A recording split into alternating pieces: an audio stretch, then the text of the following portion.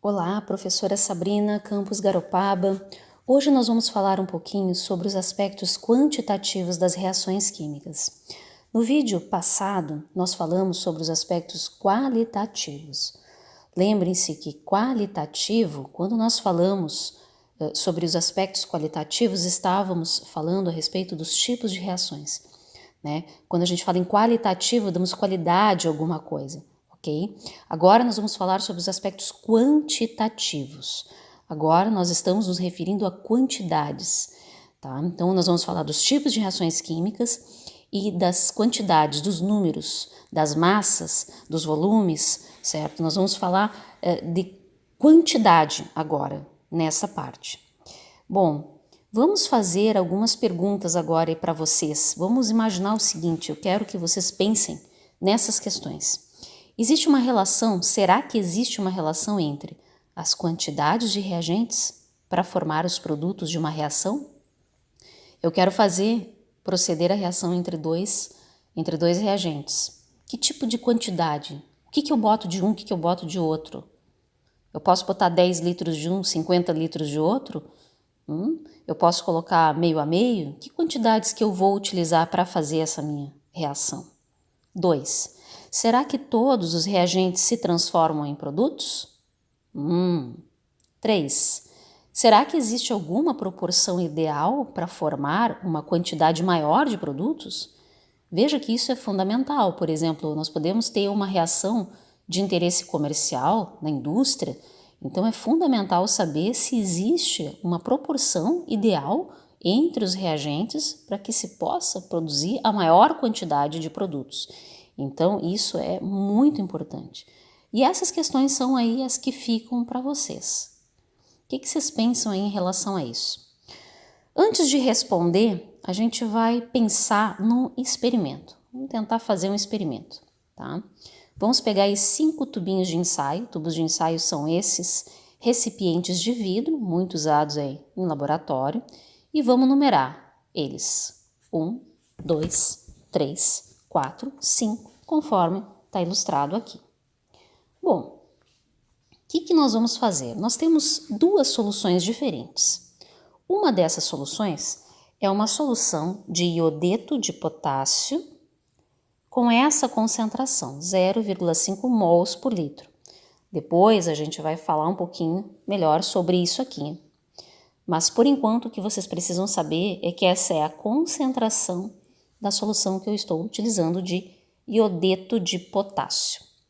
E o que eu vou fazer? Eu vou colocar diferentes volumes dessa solução nos tubos de ensaio. Então, o primeiro tubo de ensaio eu coloquei 10 ml, no segundo 8, no terceiro 6, no quarto 4 e no quinto 2 ml. Pois bem, vamos lá. A próxima etapa é acrescentar diferentes volumes da minha outra solução, que é do nitrato de chumbo. Olha só, gente, aqui a concentração dele é a mesma, 0,5 mols por litro. É o que a gente precisa saber neste momento. Eu estou utilizando diferentes soluções, tá? Mas com a mesma concentração. A minha solução de iodeto de potássio tem 0,5 mols por litro, que é a concentração dela, tá? E a minha solução de nitrato de chumbo também tem 0,5 mols por litro. E eu também, da mesma forma, vou acrescentar diferentes volumes da minha solução. Eu estou representando a solução do nitrato de chumbo nessa cor amarela.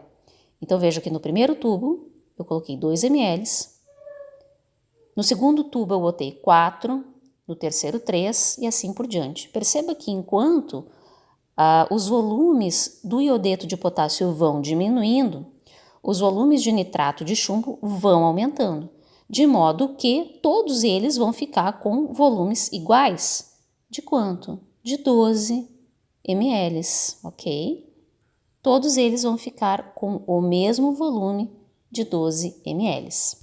Pois bem, quando eu faço isso, a gente percebe, aliás, é uma das reações mais bonitas da química, a gente percebe a formação desse precipitado amarelo aqui, tá? é o resultado da formação, né? É o resultado da reação entre o iodeto de potássio e o nitrato de chumbo, né? O que a gente precisa saber até esse momento. E esse precipitado, depois de um tempo, ele decanta, tá? E forma esse corpo de fundo aqui, ó. Então, a gente tem os diferentes tubos de ensaio com os meus precipitados. Então, o precipitado mostra que houve a reação química, porque eu sei que o resultado dessa reação química me confere esse precipitado amarelo. E o que a gente percebe aqui é que eu tenho quantidades diferentes do meu precipitado, certo? Isso aí pode ser visível aqui. Bom, a segunda etapa aí agora é medir com uma régua, pega uma reguinha, coloca do ladinho do tubo de ensaio e mede a altura do precipitado em centímetros. O que eu vou observar depois disso? Quando eu faço a medição com a régua, são obtidos esses valores. O primeiro tubo de ensaio tem 1 centímetro de altura do precipitado. O segundo tubo tem 2,5, o terceiro 1, o quarto 0,8 e o quinto é o menorzinho deles, né, o que tem forma menor, com a menor concentração aí, a menor quantidade, tá? Quantidade de precipitado 0,5 centímetros. O que a gente pode observar disso? Existem relações diferentes. Vocês lembram que a gente colocou quantidades de volumes maiores no tubo de ensaio de iodeto de potássio que iam diminuindo esses volumes e pelo contrário, na solução do nitrato de prata, a gente ia colocando volumes que iam aumentando. Ou seja, eu tenho relações de iodeto e nitrato diferentes em cada um desses tubinhos, tá? Então, o que a gente consegue aí perceber? Voltando aqui, tá?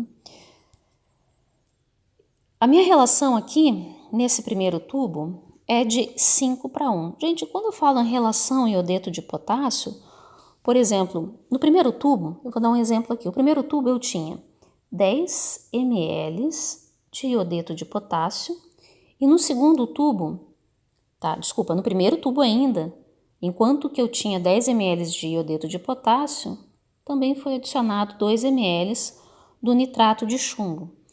Então, perceba o que se faz aqui para obter a relação. Eu divido esse cara aqui pelo menor volume, tá? O menor volume apresentado aqui é o 2, né? Então, 10 dividido por 2 me dá 5.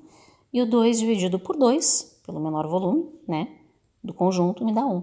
Então, eu tenho uma relação de 5:1 do iodeto por nitrato. Então, veja que aqui o primeiro tubo é o tubo que eu tenho a maior relação entre iodeto e nitrato, de 5:1. No segundo tubo, eu tenho uma relação de 2:1. Terceiro, 1:1. Aqui no quarto, eu tenho uma relação de 1:2. E no quinto tubo, eu tenho a menor formação, tá, de precipitado, a menor altura de precipitado formado, a minha relação é de 1,5. Colocando isso num gráfico, como é que ficaria? Tá? Aqui eu tenho, então, as minhas alturas de precipitado, né? As minhas alturas de precipitado, então, aqui nesse gráfico, né, tá variando de 0 a 3. Eu vou representar aqui por um H, tá? H é a minha altura de precipitado, tá? E aqui é a minha relação, né? Relação iodeto, que é exatamente isso que está colocado aqui embaixo, a minha relação iodeto-nitrato. Então, o que a gente percebe? Existe um pico aqui, de formação de precipitado, tá? E esse pico, ele justamente fica e acontece quando a minha relação entre iodeto e nitrato é de 2:1. Isso já ajuda a pensar naquela perguntinha que eu fiz lá atrás, tá? Se existe alguma proporção ideal para que eu tenha maior formação de produto, tá? Então, observando através desse experimento, eu consigo perceber que sim, eu tenho uma proporção ideal que me confere uma maior produção aí uma maior formação do produto. Então, logo, com base nesse experimento, a gente consegue já verificar, né, essa primeira pergunta aqui, existe uma relação entre as quantidades de reagentes para formar os produtos de uma reação. Então, a gente já consegue, através da observação do experimento, supor que sim, que existe uma relação, tá? Aqui para essa terceira, será que existe alguma proporção ideal para formar uma quantidade maior de produtos, a gente consegue observar pelo experimento que sim, tá? Que existe uma proporção ideal que leva a uma maior quantidade de produto. E agora vamos focar nessa segunda questão aqui. Será que todos os reagentes se transformam em produtos? Bom, então para verificar aquela questão, o que se fez? Pegou cada um daqueles tubinhos, tá? Aqui tá dando o foco aqui, a gente botou a lupinha aqui nos 3 primeiros tubos de ensaio e se retirou com auxílio de gota-gotas o sobrenadante. Gente, o sobrenadante é aquela parte, tá? O sobrenadante é toda essa parte aqui que fica acima do precipitado, tá? É o líquido que fica, ó, acima do precipitado, tá? Então, o que se fez? Se retirou esse sobrenadante, tá? E se colocou numa solução de iodeto de potássio e nitrato de chumbo para ver se dava reação. Que interessante. Então, o que se fez? Ó, o sobrenadante do tubinho 1, sobrenadante do tubinho 1, tá? Parte líquida do tubinho 1, colocado numa solução com iodeto, né? Iodeto, tá? Uma solução do Ki, testou negativo. Ou seja, isso aqui me leva a pensar que, veja, lembra que quando começava a adição dos volumes, eu tinha um maior volume de Ki e um menor volume de nitrato de prata? Gente, lembrando que esse tubinho 2 aqui, eu adicionava 10 ml do Ki, tá? E 2 ml do nitrato de chumbo, tá? Do nitrato de chumbo. Então perceba que o meu volume aqui, a minha proporção de Ki é bem maior do que a do nitrato de chumbo. Lembra aqui que a proporção é de 5:1. Então o que acontece? Esse sobrenadante junto com o Ki não dá reação nenhuma. Ó, deu negativo, porque é bem dizer Ki. O Ki não vai reagir com o Ki, com o iodeto de potássio. Então aqui o teste deu negativo. Agora o que acontece? Se eu pego esse sobrenadante e coloco para reagir com o nitrato de chumbo, vai dar reação. Vai dar, porque basicamente o que eu tenho aí nesse sobrenadante aí sobrando, tá? É o iodeto de potássio. E isso confirma. Esse resultado desse primeiro teste confirma essa questão. Eu tenho um excesso aqui de reagente. Todos os meus reagentes, então, participaram da reação? Reagiram para formar esse produto aqui? Não, isso pode ser observado aqui. No tubinho 2, eu peguei o sobrenadante, tá? E coloquei ele no Ki, na solução de iodeto de potássio. Olha só, a reação deu negativa, tá? Ficou negativa. Vocês lembram que, vamos só relembrar aqui, a proporção de Ki, ela ia diminuindo, lembra? Então aqui eu tinha 8 ml de Ki, de iodeto de potássio, e 4 ml do nitrato de chumbo. Quer dizer que, na verdade, aqui a minha proporção, tá? A minha proporção de Ki em relação ao nitrato de chumbo, ela é menor. A minha proporção aqui é de 2:1, tá? Enquanto aqui, no primeiro tubo, eu tenho uma proporção de 2:1.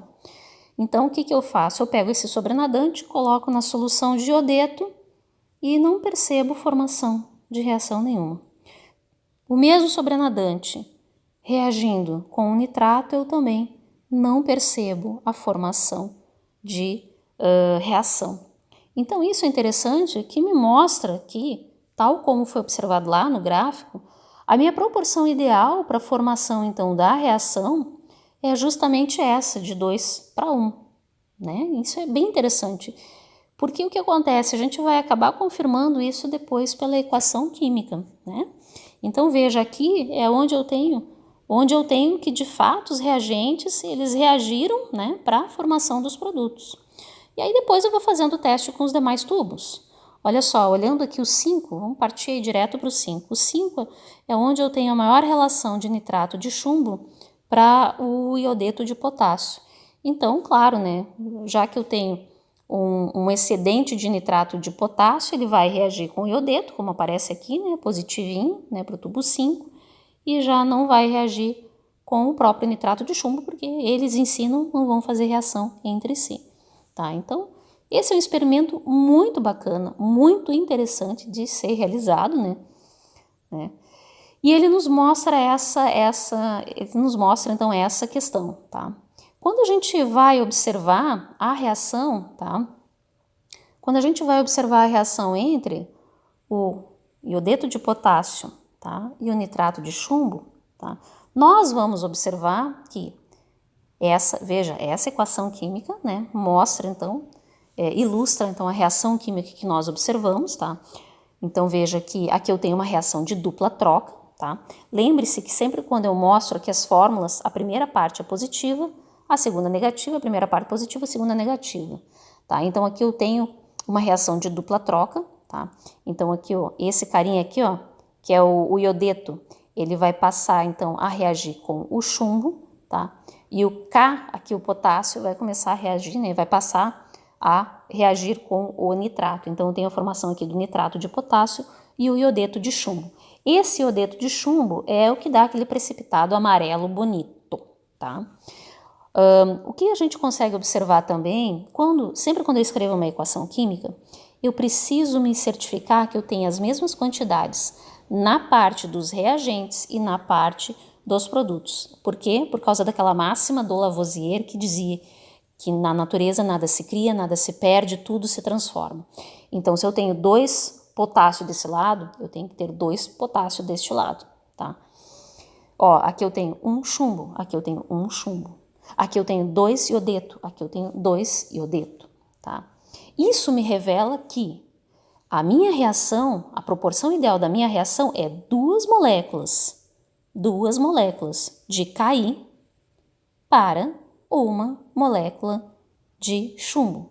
Isso revela, portanto, me mostra, aqui a reação química está me mostrando que a melhor proporção para a formação dos meus produtos, tá, é justamente a proporção de 2 para 1, tá? De iodeto para o nitrato. Gente, essa aqui é a lei do Proust. O Proust era um químico e ele lógico, que realizou vários outros estudos, entre eles a lei das proporções definidas. Então veja que por meio de suas observações ele mostrou que as substâncias elas não se combinavam numa variedade infinita de proporções, como se pensava há um tempo. Né? Antes dele se pensava então que as soluções elas poderiam se comunicar de diferentes e de infinitas formas. Mas ele não, ele através das observações, né, verificou que um composto é um produto privilegiado ao qual a natureza confere proporções fixas, certo? Então ele verificou que existem proporções fixas, proporções certas, tá? E que os compostos eles não interagem entre si de forma infinita, eles interagem entre si nessas proporções fixas, e aí a gente consegue, né, observar que isso ocorre e pode ser explicado através, né, da equação química. Ok? É isso aí, pessoal. Essa é uma outra forma de explicar, tá?